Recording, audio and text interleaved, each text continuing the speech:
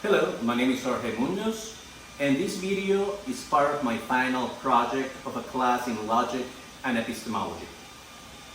I would be discussing a theme in epistemology, which is theory of knowledge, is the philosophy of knowledge. And mainly I want to explore the notions of what is signified when philosophers say subjectivism and what we mean by subjectivity and objectivity. René Descartes, the French philosopher, started by searching for something that he could not doubt. For even what he perceived through the senses before him, he doubted that it was real, because he had been deceived before. He thought maybe that he was awake, and instead he was dreaming. That could happen to any of us. We could think that we are awake, but we're dreaming. So could all this be a dream? I'm recording this video, I'm recording my voice, and I could be dreaming this. But I also believe that I can go back to that video, I can listen to myself again, I can watch it. So there's something that I can verify, that I can check, that I can review. And it seems like I cannot do that in my dreams. So the states of my dream, or the things that I can perceive in my dream, seem to be more fleeting. So dreams seem not to have the same order as when I am awake. For instance, I cannot film this video and record my voice and go back to it without limits and verify that it's still there and does not change. This verifiability of my experience, the fact that I believe that there is an object out there that already exists and which is not subject to change based on the whims of my will, is what we can call objectivity. Like the video, once it's recorded and it's published or it's there, that's something that I cannot change based on the whim of my will. That's something that I can go back to, I can review. Like right now, you can see the painting here, the picture.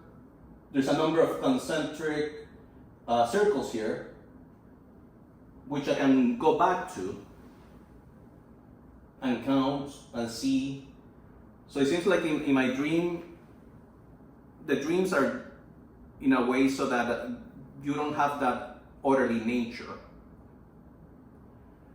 However, let's suppose that my dreams happen to occur in sequence and there's an order to them, so that it mirrors what I live while I am awake. I would still insist that I cannot go back at will to something in particular in my dreams and observe it and verify it. But even in the case of the video and the voice that I'm recording, someone can get a hold of these files and digitally manipulate, as it can be done nowadays. And all of a sudden, this object that was there for me to verify is changed. Even if I rely on my memory, Descartes postulated, for the sake of certainty, an evil genius.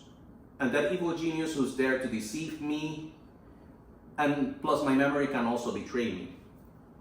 Therefore, it seems that we can make it so that the conditions of my awake state becomes more similar to my dream state. However, even if we grant that someone can manipulate this object that is my video, we would still have to agree that there's an object out there to manipulate, so that another mind has access to it, can recognize it, and manipulate it.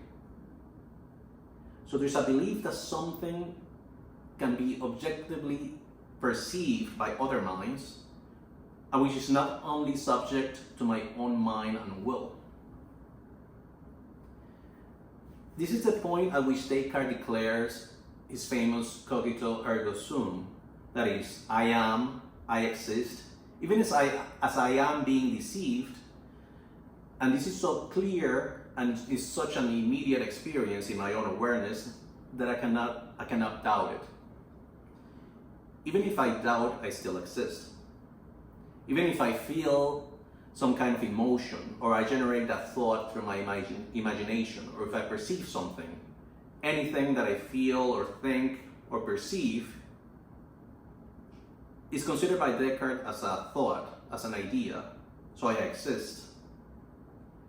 So note that for Descartes, anything that he might be aware of, including sensations, constitute a thought in his mind, because he's still doubting the existence of the world outside of himself.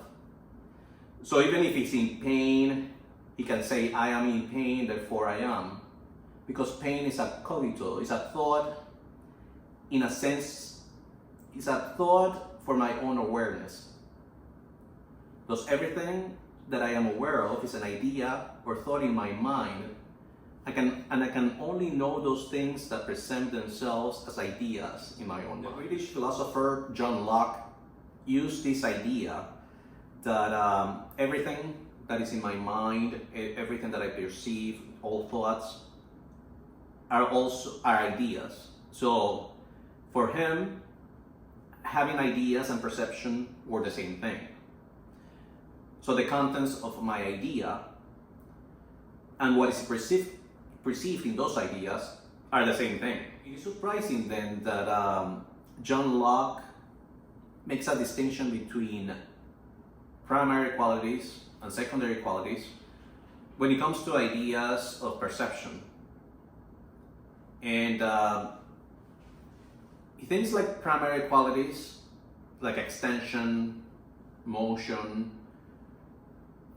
correspond more to bodies, to things that are outside of me, to those objects of perception. So there are qualities that are really in the bodies, in the objects, while things like secondary qualities like color and sound is more of a way in which those certain qualities of the objects outside of my mind kind of like stimulate the way that I am, and it brings about the perception of color and the perception of sound. It goes in line with like what scientists believe, like those color qualities or sounds are not things that are in the physical world. They don't exist by themselves in the physical world, but things like extension, dimension, those are things that do inhere and exist in the objects themselves. I think that Descartes would insist that there are different ideas, so they are not on the same footing. There's those ideas of perception, but also those ideas from the intellect that come from reason. So when we're doing mathematics or we are like constructing a syllogism, that's an operation which is different. And so it's in contrast with like the empiricists like John Locke or David Hume. And so for example, so if we have a triangle, so we have an idea of the triangle, three straight lines that intersect each other is a polygon. Philosophers like Descartes might believe then that in the idea of the triangle there's already contained the idea that the three angles sum up to 180 degrees. For a philosopher like John Locke, the idea is what is perceived in it. So somebody can perceive the triangle and it's not included in the idea of the triangle that is already the idea of everything that can be thought of the triangle. So that all the three angles sum up to 180 degrees. That's something that is constructed for a philosopher like John Locke, so that understanding, combining, and thinking of different ideas comes up and gets to that proof.